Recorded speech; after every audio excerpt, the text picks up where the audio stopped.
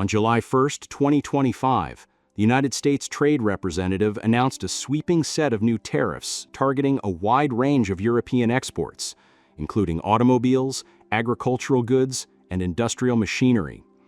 The move, framed as a response to what Washington called unfair subsidies and digital protectionism by Brussels, sent shockwaves through European capitals.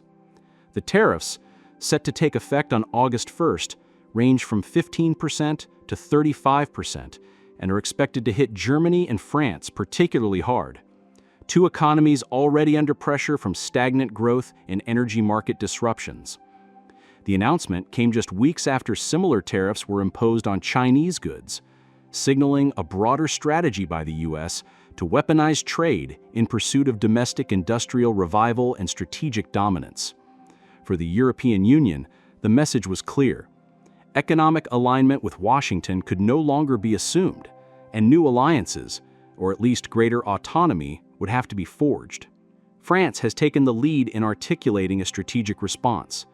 President Emmanuel Macron has repeatedly warned against Europe's excessive reliance on the US dollar and American-controlled financial systems. In a recent speech at the Sorbonne, the era of naive transatlanticism is over. Europe must act as a sovereign power in a multipolar world. His administration has called for the accelerated development of an EU-wide payment system independent of SWIFT, greater use of the euro in international trade, and a coordinated industrial policy to rival the U.S. Inflation Reduction Act. Macron's rhetoric is not merely academic. In the past months, France has deepened energy and technology partnerships with China, most notably through a €25 billion green hydrogen and nuclear cooperation framework signed in June. Chinese Premier Li Qiang visited Paris to endorse the agreement, stating that China sees France as a pillar of strategic balance in Europe. This partnership, while controversial, underscores Paris's growing belief that equidistance from both Washington and Beijing is the only viable path for long-term stability.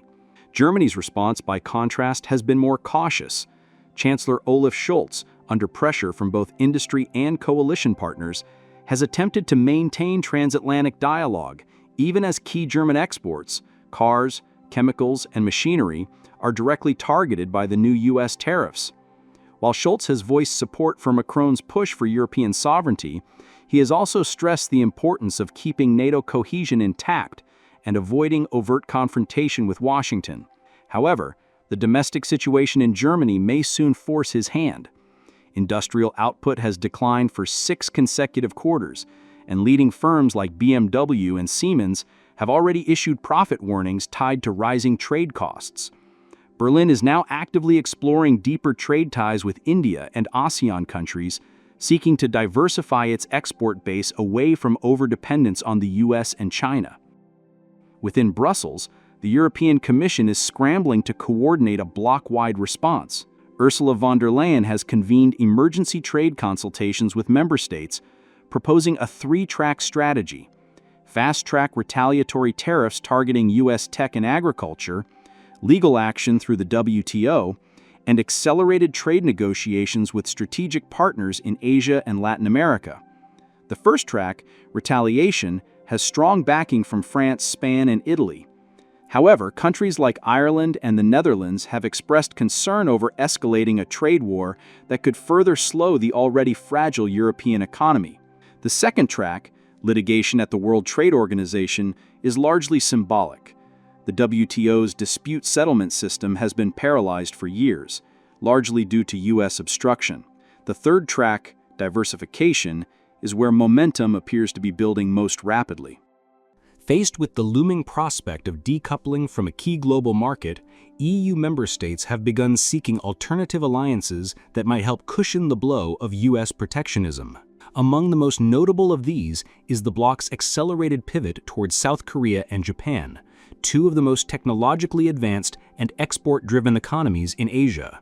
On July 14, 2025, the European Commission initiated high-level trade talks with Seoul and Tokyo, with the aim of crafting special agreements that would offer reciprocal tariff relief, coordinated supply chain resilience measures, and digital economy integration.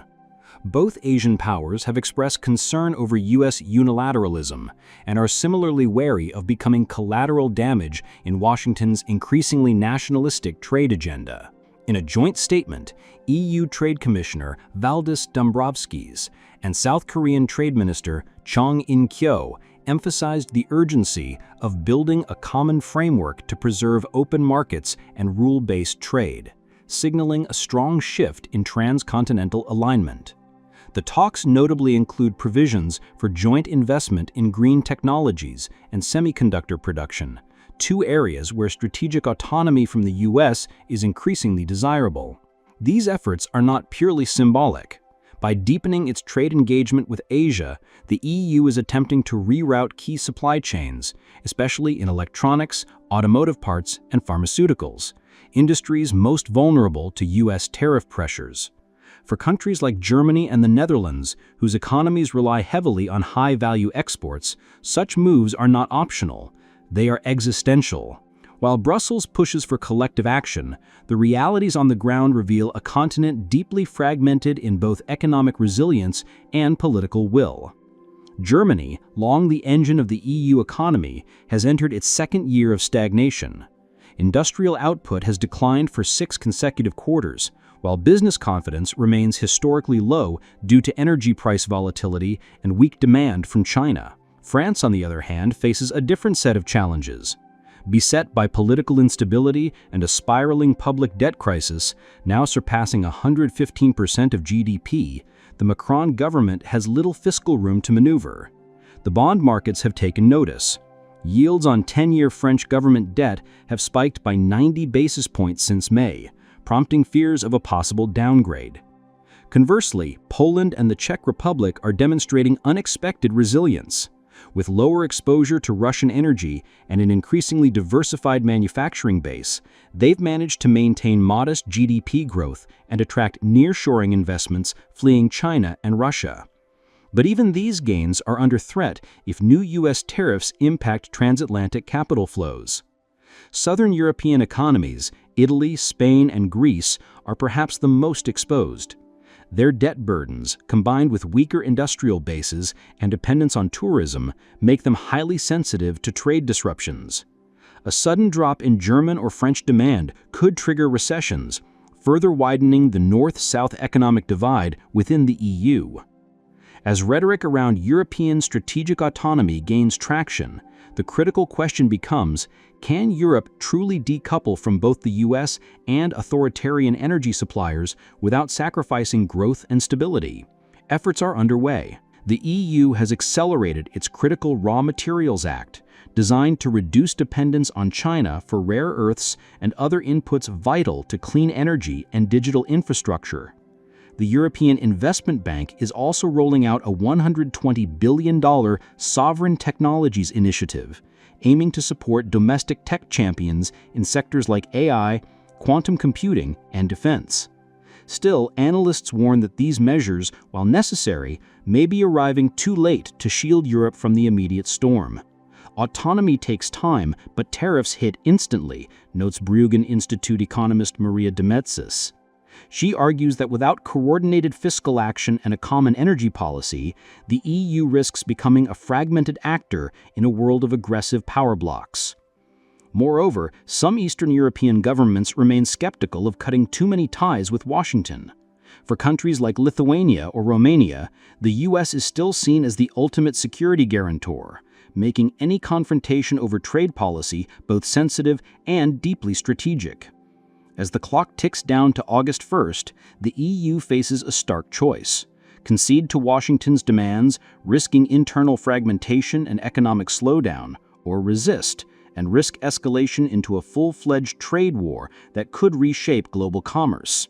The European Central Bank has warned that a tit-for-tat tariff spiral could shave up to 1.5 percentage points off EU GDP in 2025 alone, while inflation could spike due to rising import costs. The automotive, aerospace, and luxury goods sectors would be among the hardest hit, sectors where Europe still holds global leadership. Public sentiment, too, is beginning to shift. Protests in France and Italy have called on leaders to stand up to U.S. bullying, while in Germany, industry groups are demanding urgent action to preserve access to international markets. The European Parliament is now under pressure to fast-track emergency trade stabilization measures ahead of the tariff deadline. If there is a silver lining, it's the clarity of the moment. The transatlantic alliance, long taken for granted, is being redefined, less by shared values and more by cold economic calculus. Whether Europe emerges weaker or more unified will depend not just on Brussels, but on its ability to act decisively in a time of mounting global disruption.